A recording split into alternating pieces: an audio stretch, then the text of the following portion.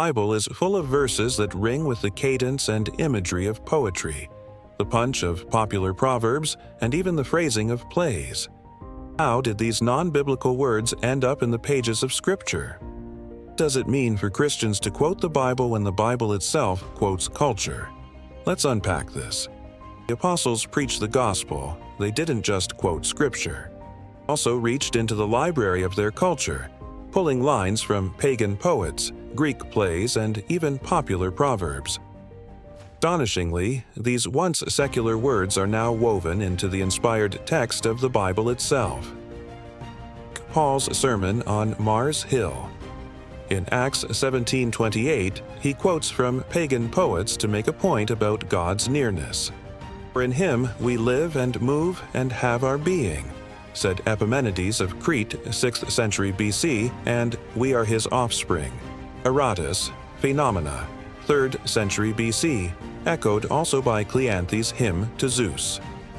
A Greek audience, these words rang familiar, yet Paul redirected them toward the God of Israel. 1 Corinthians 15:33.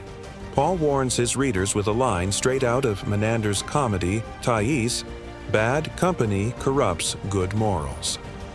Menander A.S. works were well known in Greek schools, and the Corinthians would have recognized the maxim immediately. Paul again quotes Epimenides in Titus 1:12, calling out the character of the Cretans. "Cretans are always liars, evil beasts, lazy gluttons." Ironically, Epimenides himself was a Cretan, and his biting words even gave rise to the famous Epimenides paradox. If a Cretan says all Cretans are liars, can he be telling the truth? Acts 26:14. During his testimony before Agrippa, Paul recalls Jesus' words to him on the Damascus road. "It is hard for you to kick against the goads." It wasn't unique to Scripture. It was a widespread Greek proverb appearing in Euripides' Bacchae, Aeschylus' Agamemnon, and the Odes of Pindar. The image of stubborn resistance against divine direction would have been familiar to anyone in the Greco-Roman world.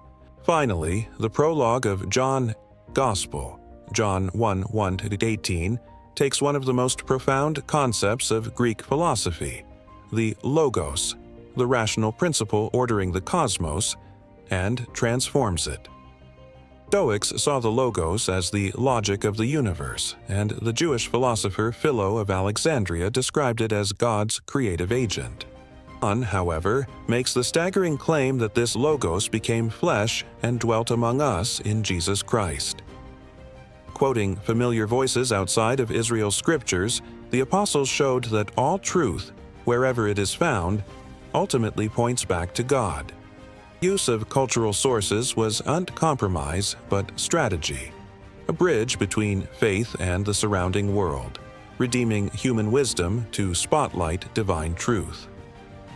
Today's believers, this reminds us that we can engage culture thoughtfully, creatively, using its language, art, and ideas as tools to point others to Christ without diluting the gospel. Now, to dive deeper into the cultural influences on the New Testament, check out the series in the description or comments below. Then, thanks for watching.